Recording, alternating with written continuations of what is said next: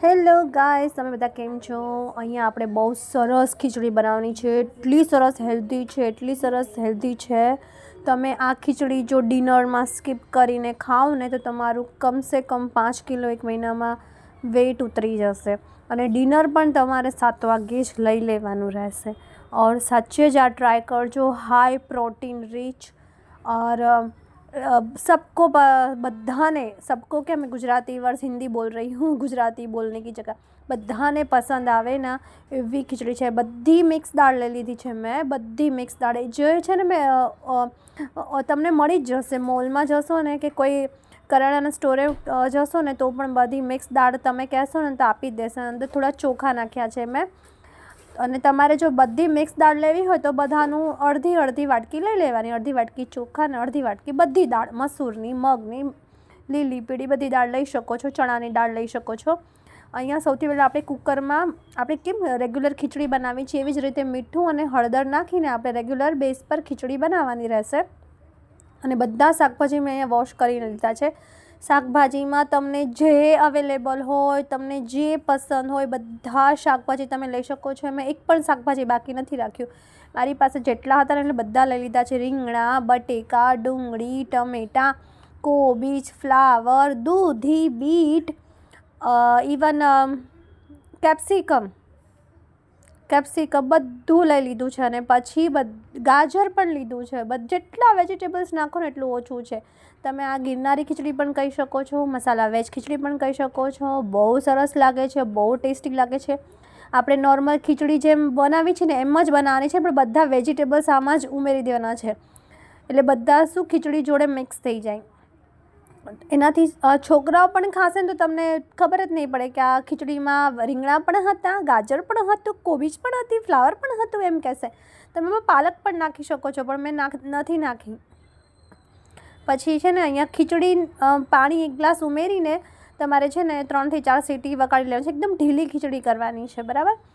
તો બસ અત્યારે મસાલા કંઈ જ નથી નાખવાના. જે મિક્સ દાળ છે તે બધી ચોખા નાખવાના છે અને બધા વેજીટેબલ્સ નાખીને તમારે છે ને અંદર 1 થી 1 ગ્લાસ પાણી નાખી દેવાનું છે. અહીંયા એક મિક્સચરમાં મેં એક ડુંગળી, એક ટમેટું, લસણ, આદુ ને મરચાંની પેસ્ટ બનાવી લીધી છે. અને આ ખીચડી આપણી બફાઈ ગઈ છે વિથ શાકભાજી જોડે. પછી એક આપણે લોયામાં છે ને તમે ઘી પણ લઈ શકો છો, બટર પણ લઈ શકો છો. ઘી બટર બંને મિક્સ કરીને લઈ શકો છો. ઘી તેલ પણ લઈ શકો છો. અને વરાળના હિસાબે આવું સ્ક્રીન પર બતાવે છે, એના માટે સોરી. અને અહીંયા તમે જુઓ છો ખીચડી મારી શાકભાજી સાથે બહુ જ બફાઈ ગઈ છે. અને તમે અહીંયા એકદમ મિક્સ કરી લેવાની છે. જે શાકભાજી તમને બતાવે જ નહીં એવી જ રીતે મિક્સ કરવાની છે. અને અહીંયા આપણી પેસ્ટ પણ બનીને રેડી થઈ ગઈ છે. બસ કંઈ જ નથી કરવાનું, બહુ જ સિમ્પલ છે. જેટલી સિમ્પલ છે એટલી વેટ લૂઝ માટે હેલ્ધી છે અને એટલી ટેસ્ટી છે ને. આઈ કાન્ટ બિલીવ ધીસ કે આવી ખીચડી મેં પણ ફર્સ્ટ ટાઈમ બનાવી હતી અને બહુ ટેસ્ટી છે. અદરક પણ મેં છે ને મિક્સચરમાં નહોતું પીસ્યું, કારણ કે ક્રંચ જો રહી જશે ને તો મારા છોકરાને નહીં ખાય. એટલા માટે મેં ગ્રેડ કરીને લઈ લીધું હતું. અહીંયા મેં સૂકું લાલ મરચું એક લીધું છે, લીલું મરચું લીધું છે, અહીંયા આપણે જીરું લીધું છે. તમે બીજા પણ ખડા મસાલા તમે એડ કરી શકો છો. તમાલપત્ર લીધું છે. અને અહીંયા આપણે હિંગ એડ કરવાની છે. પછી આપણે લસણને જે પેસ્ટ બનાવી હતી અલગથી એ પણ એડ કરવાની છે. અને મિક્સચરમાં જે આપણે પેસ્ટ બનાવી હતી એ પણ આપણે એડ કરી દઈશું. અને પછી આપણા બધા રૂટીનના મસાલા એડ કરશું. અને કિચન કિંગ મસાલો નાખવાનું ભૂલતા નહીં. એનાથી ને ટેસ્ટ આવશે તમારે ખીચડીનો. તમે બટરમાં બનાવશો ને તો એટલી ટેસ્ટી લાગશે ને કે ન પૂછો વાત. અને અહીંયા મેં ઓલરેડી જ લાલ મરચું પહેલેથી જ ઉમેરી દીધું છે. ઓછું નાખ્યું છે કારણ કે મારા છોકરાઓને જમવાનું છે એટલા માટે. ખાસ કરીને મારી ડોટરને, ઠીક છે? કારણ કે વેટ લૂઝ છે, હાઈ પ્રોટીન છે અને એક્ઝામ આવે છે તો તમારું દિમાગ હાઈ પ્રોટીન જરૂરી છે. પ્રોટીન તો બધામાં જરૂર છે, બધાની બોડીમાં. તો બહુ સરસ ખીચડી છે. તમે અઠવાડિયામાં છોકરાઓ માટે પણ બનાવી શકો છો. 2 થી 3 વાર નાના મોટા બધા ખાઈ શકે છે.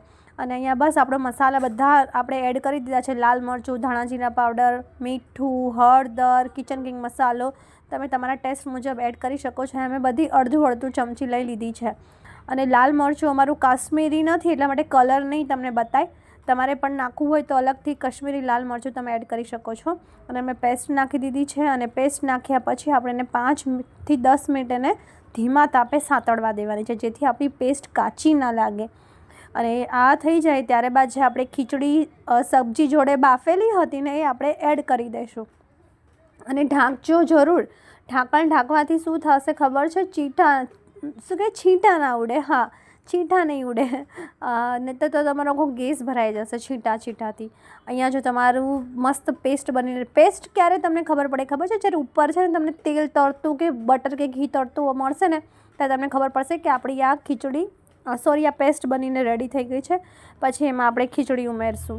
જો અહીંયા આપણે ખીચડી ઉમેરી દીધી છે પેસ્ટમાં અને ગરમ ખીચડીની ખુશ્બુ શું આવતી હતી ગાઈઝ, ખુશ્બુ બહુ સરસ આવતી હતી, એની સુગંધ બહુ સરસ આવતી હતી, એટલી સરસ આવતી હતી ને કે ના પૂછો વાત. તો અહીંયા આપણી છે ને ખીચડી બનીને રેડી થઈ ગઈ છે. અમેઝિંગ છે, બહુ હેલ્ધી છે, વેટ લૂઝ માટે બહુ ઉપયોગી છે. તમે પણ જરૂર ટ્રાય કરજો અને મને કહેજો કે કેવી લાગી તમને આ ખીચડી. અને બાળકોને પણ ભાવશે, મોટાને પણ ભાવશે, મારી ગેરંટી છે. અને જોડે પાપડ, છાશ, સલાડ, તમારે કોઈ શાકની પણ જરૂર નહીં પડે કારણ કે બધા શાકભાજી ઓલરેડી રેડી જ છે ને અહીંયા ઉપરથી બટર નાખીને પણ તમે ખાઈ શકો છો. અને એટલી સરસ ઘી મેં એડ કર્યું હતું 1 ચમચી. Oh my god, so comfy food અને વેટ લૂઝ માટે તો પરફેક્ટ છે. આઈ હોપ કે તમને મારો વિડીયો ગમ્યો હશે તો મારી ચેનલ લાઇક કરજો, શેર કરજો અને સબસ્ક્રાઈબ કરવાનું પણ ભૂલતા નહીં. Thanks for watching guys. Bye bye, take care, જય શ્રી કૃષ્ણ.